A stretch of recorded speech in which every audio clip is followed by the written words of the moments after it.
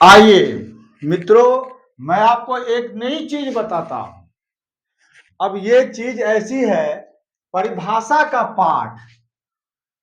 ये वैसे सिद्धांत कौमुदी में परिशिष्ट में पीछे दिया रहता है और इसी परिभाषाओं पर परिभाषेन्दु शेखर नाम का ग्रंथ बना। कौन सा ग्रंथ? परिभाषेन्दु शेखर। परिभाषेन्दु शेखर। नागेश भट्ट ने यह ग्रंथ लिखा। बहुत ही बढ़िया ग्रंथ है, लेकिन इस ग्रंथ से आपको कोई मतलब नहीं रखना चाहिए, क्योंकि यह परिभाषा बड़ी खतरनाक है। बहुत खतरनाक, बहुत खतरनाक है। इन परिभाषाओं में बड़े बड़े प्रयोग छिपे हुए हैं। परिभाषा कहां से आई?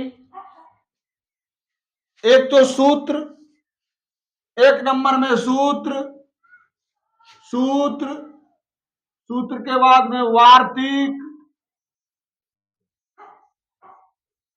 और परिभाषा कहां से आई? परिभाषा पाठ।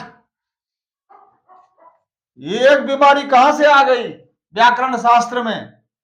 व्याकरण शास्त्र में यह परिभाषा लोक से आई है और इसका प्रयोग भगवान पतंजलि ने किया है। ध्यान दीजिएगा। अब इसको मैं आपको बताता हूं। पहली परिभाषा क्या है? व्याख्यान तो विशेष प्रतिपत्तिर नहीं संदेहात अलक्षणम। पहली परिभाषा है, बड़े ठोक की दी गई है। और कैसे होगा? यह हलंत्यम सूत्र में प्रभावकारी है, क्योंकि इस परिभाषा का अर्थ है व्याख्यान तो विशेष प्रतिपत्ति। जब कोई चीज समझ में ना आवे तब व्याख्यान कर लेना चाहिए। क्योंकि अब यहां पर देखिए, क्या व्याख्यान कर लेना चाहिए ये मैं आपको बाद में बताऊंगा। किसका व्याख्यान कर लेना चाहिए? व्याख्यान श्रेष्ठ जनों का, विद्वान जनों का, ऋषि जनों का, और जो ज्यादा समझदार है आपसे, उससे जाकर के एक बार पूछ लेना चाहिए। गांव घर में बड़े बूढ़े कहते हैं, जब कुछ समझ में ना आवे तो अपने घर के देहरी से पूछ लो।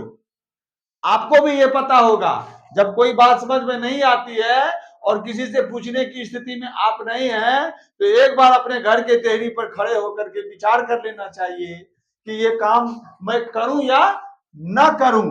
तो उसी बात को इन्होंने, सामाजिक जो बात है, मैं इन परिभाषाओं का अर्थ आपको जब बताऊंगा जब आपको सामाजिक व्यवहार की बातें इसमें बताऊंगा।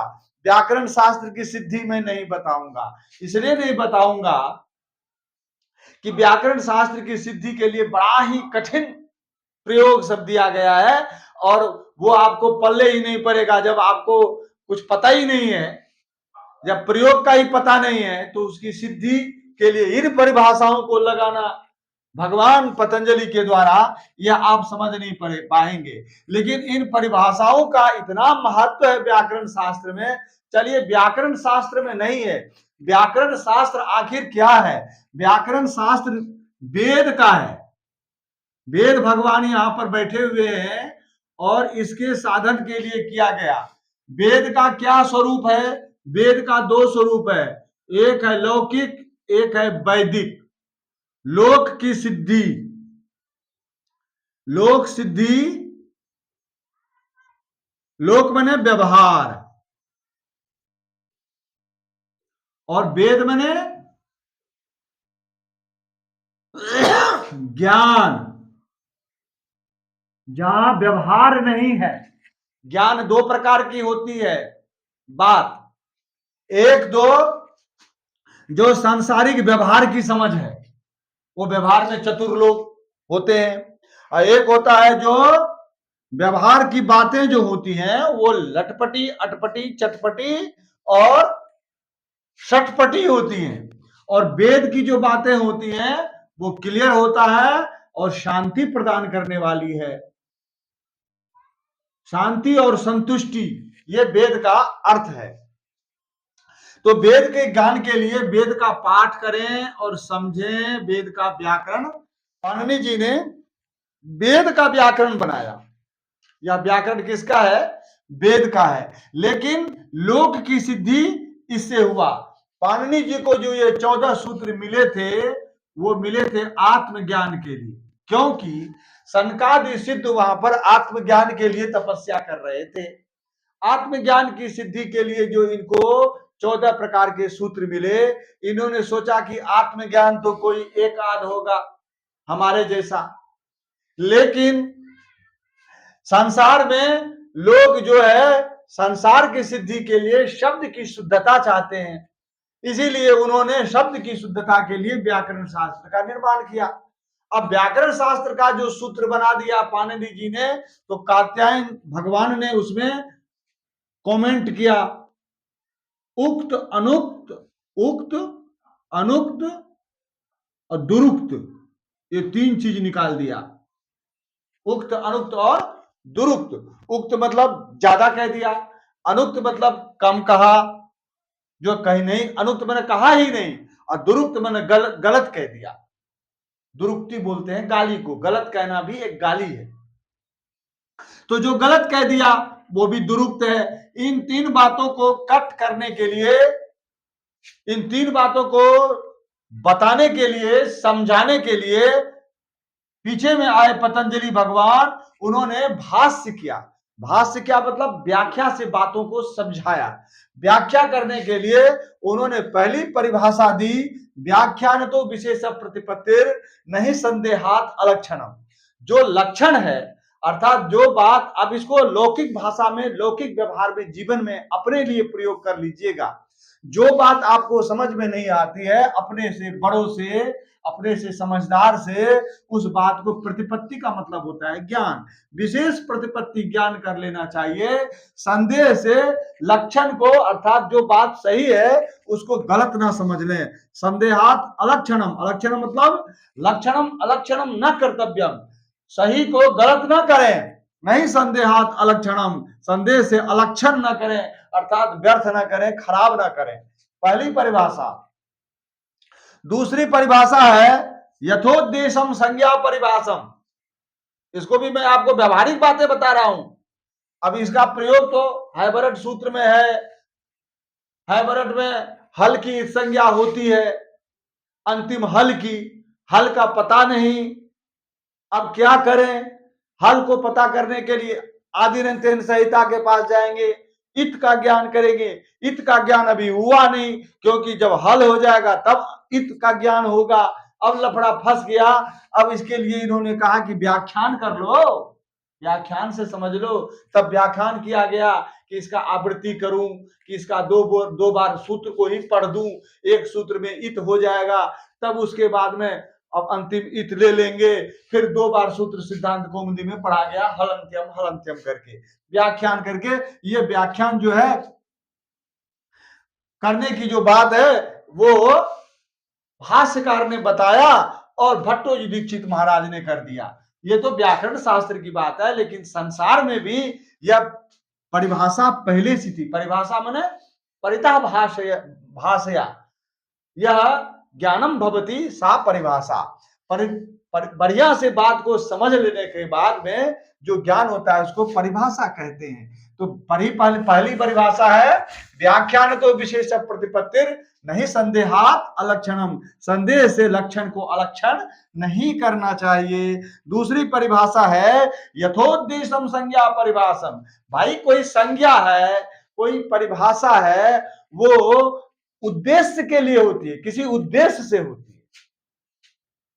उद्देश्यम अनतिक्रम्य यथोद्देशम, उद्देश्य का वह अतिक्रमण नहीं करती है। बियॉन्ड टू टीचिंग ऐसा नहीं होता है, टीचिंग के पार नहीं होता है, होती है बात। इसीलिए यथोद्देशम संज्ञा परिभाषम दूसरी परिभाषा है। तीसरी परिभाषा है क्या? कार्यम कालम संज्ञा परिभाषम। कुछ परिभाषा ऐसी हैं जो केवल व्याकरण शास्त्र में ही अच्छी लगती है, सामाजिक व्यवहार में नहीं लगती। मैं जो आपको परिभाषाएं इसमें बताऊंगा, बहुत सारी परिभाषाएं हैं, वो व्यवहारिक परिभाषाएं बताऊंगा व्याकरण शास्त्र के माध्यम से, उसको आप समझें। ये तो आपने समझ गया कि कोई भी संज्ञा है किसी भी प्रकार की, बंबई, दिल्ली, बनारस, सोनू, मोनू, कापी, कलम, ये सब किस लिए है? ये सब किसी उद्देश्य के लिए है। क्यों? कि जब कलम कहना होगा तो कलम ही कहना पड़ेगा, लेखनी कहनी पड़ेगी। बोर्ड कहना पड़ेगा तो बोर्ड ही कहना पड़ेगा। तो ये उद्देश्य के लिए होती है। तो ये व्याकरण शास्त्र में जैसे संज्ञा होती है, टी संज्ञा, घू संज्ञा, घी संज्ञा, वो किसी उद्देश्य के लिए होती है। अब ये बात बता रहे हैं इससे, परिभाषा तस्वीर निर्दिष्ट पूर्वस्य परिभाषा शास्त्र। तो परिभाषा शास्त्र है, उसका कहां प्रयोग हुआ? अंतादिबच्च परिभाषा शास्त्र है, उसके लिए वो बातें हैं, उसको छोड़िए। कहते हैं कार्यम कालम संज्ञा परिभाषम। कार्यम कालम संज्ञा परिभाषम। संज्ञा परिभाषा जो होती है वह किसी कार्य के लिए होती है और किसी काल में होती है। बात सही है। संज्ञा कुर्सी पड़ी है तो कुर्सी का जब काम पड़ेगा, हमको कार्य होगा और उसका समय जब आएगा, कोई लोग आएंगे बैठने के लिए, तभी तो हमको कहना पड़ेगा अपने बच्चों से या अपने सबोर्डिनेट से या खुद ही, ये कुर्सी कहाँ रखी थी यहाँ पर, ये कहना पड़ेगा कि नहीं कहना पड़ेगा? तो कार्यम कालम संज्ञा परिभाषम, ये 3 नंबर का है। अच्छा, चौथा व्यवहारिक ज्ञान। देखिए पतंजलि भगवान बहुत ही व्यवहारिक बात करते हैं, लेकिन उसको उधर से लोक को भी उठा करके व्याकरण शास्त्र में रखते हैं और वेद को भी उठा करके व्याकरण शास्त्र में रखते हैं। इसीलिए पतंजलि भगवान की जो द्वारा कही गई बातें हैं उसको महाभाष्य कहते हैं। महाश्चासौ भाष्य महाभाष्य है ये। अच्छा, आप देखिए, आप चौथी परिभाषा अनेकांता अनुबंधा। अनुबंधा मतलब, अनुबंध का मतलब होता है पीछे से बांधना। अनुबंध माने पीछे से बांधना। जैसे अ, ई, उ और ण, ये जो ण है ये अनुबंध है। वेद में केवल अ, ई, उ का पाठ है। ये प्राकृत भाषा है, मतलब प्राकृत अक्षर है। वेद में इसी प्रकार से ये कहे गए हैं। ण नहीं था, ण पीछे से जोड़ा गया। तो ये जब ण जोड़ा गया है तो ये एकांत तो नहीं हुआ, अनेकांत हुआ। ये किसी भी जगह फिट हो सकता है कि नहीं? बात तो समझ गए आप। कोई भी अनुबंध है, कोई भी बात है, मंगल भवन अमंगलहारी, मान लीजिए ये अनुबंध है, ये पीछे से जो है संपुट बोलते हैं इसको। तो जहां भी बात हो वहां पर संपुट। आपने कई सिनेमा देखी, कोई कहता है कि उठा ले, तो कोई एक्टर कह रहा है, तो वो जब कोई बात करता है तो उठा ले बोलता है, तो लोगों को हंसी आती है कि बार बार उठा ले बोलता है। तो अनुबंध का मतलब होता है कि जो एकांत ना हो, एक बार ही उसका अंत ना हो और अकेले में ना हो, वह होता रहे, बार बार दोहराता जाए। तो इसीलिए बोलते हैं, चौथी परिभाषा है अनेकांता अनुबंधा। अब फिर इससे भी काम नहीं बना, तब कहते हैं एकांता अनुबंधा। अनुबंध एकांत होते हैं भाई, कभी कभी तो अनेकांत होते हैं, लेकिन अनेकांत कह देने से फिर एकांत वाला मार्ग भ्रष्ट हो गया। तो कहते हैं कि नहीं, अनुबंध जिसमें लगे होते हैं उसी को केवल बांधते हैं। ये भी बात सही है। अनुबंध जहां लगे होते हैं वहीं को केवल बांधते हैं, वहां तो बांधते हैं। अब क्या हो गया, 2 बात हो गई कि अनुबंध जब किसी के पीछे लगता है तो उसका महत्व बढ़ाता है, उस वाक्य का महत्व बढ़ाता है और वहां पर जो है आनंद प्रदान करता है। तो व्यावहारिक बातें हैं ये। अब आपको मैंने ये 5 परिभाषाएं बता दी हैं, व्यावहारिक बातें। और इसी प्रकार से फिर कभी आपका कोई कमेंट आया या आपका विचार बना तो और भी परिभाषाएं, या मेरा विचार बना तो आपको और भी परिभाषा बताएंगे। तब तक व्यासपीठ गुरुकुलम को आप सब्सक्राइब करते रहिए। आपको पता है कि YouTube से कुछ मिलने वाला वैसे नहीं है, क्योंकि जब तक कोई बात पहुंचती नहीं है तब तक कुछ पता नहीं चलता है। और YouTube व्यक्ति के ज्ञान को खरीद करके उसको फिर पैसे वाले को बेच देता है। ये आपको शायद पता ना हो, लेकिन मैं आपको बताता हूं, आपका जो ज्ञान है, आपकी जो कला है, आपकी जो विद्या है, उसको वो बेच देता है और उसको मॉडिफाई करके दूसरे को दे देता है। और आपका ज्ञान कम पैसे में खरीद करके या आपको ऐसे चुतिया बना करके 10 व्यूज आपका वीडियो फेंकता ही नहीं है, हमेशा कहता है कि बुश पोस्ट करिए। जब लोगों के पास में जाएगा नहीं, मान लीजिए फेसबुक पर हम बताते हैं तो 100-200 लोग हमारे सुनते हैं, तो 100-200 लोग हमारे परमानेंट हो गए, तो वो वैसे भी हमारे 100-200 व्यूज जाते हैं, उसके बाद में आदमी के पास भेजता ही नहीं है वो, तो कहां से जाएगा। इसलिए यूट्यूब जो है, ये मीडिया तो है, माध्यम तो है बातों को पहुंचाने का, लेकिन फॉल्स है ये। यूट्यूब और फेसबुक फॉल्स है। इसलिए जिसको पढ़ना हो, ज्ञान लेना हो, वो हमारे व्हाट्सएप पर जुड़े और पढ़ सकते हैं। नंबर है 73 027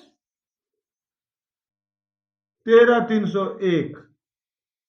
इस पर पढ़े, मैं आपको कई बार बताया हूं। इस पर मैं वीडियो बना करके मैं आपको इतनी बातें नहीं बता सकता हूं। मैंने बताया था कि मैंने धर्मगुरु की भी तैयारी आपके लिए करी है, ताकि जो लोग धर्मगुरु में शामिल होना चाहते हैं वो भी पढ़ सकते हैं। लेकिन फिलहाल में मैंने आपको ये परिभाषाएं बताई, और भी कभी समय आएगा तो बताऊंगा। तब तक के लिए व्यासपीठ गुरुकुलम को सब्सक्राइब कीजिए, और व्हाट्सएप पर पढ़ने के लिए भी आप संपर्क कीजिए, क्योंकि ये मैं केवल आप लोगों के ज्ञान के लिए, प्रचार के लिए देता हूं, ताकि सबके पास जाए। और आप लोग शेयर नहीं करते, सब्सक्राइब नहीं करते, चैनल बहुत ज्यादा अभी हमारा पीछे है, इसलिए आप लोग जरा सा इस पर ध्यान दीजिए, तो मेरा भी मन लगेगा और मैं आपके लिए प्रयास करूंगा। राधे राधे।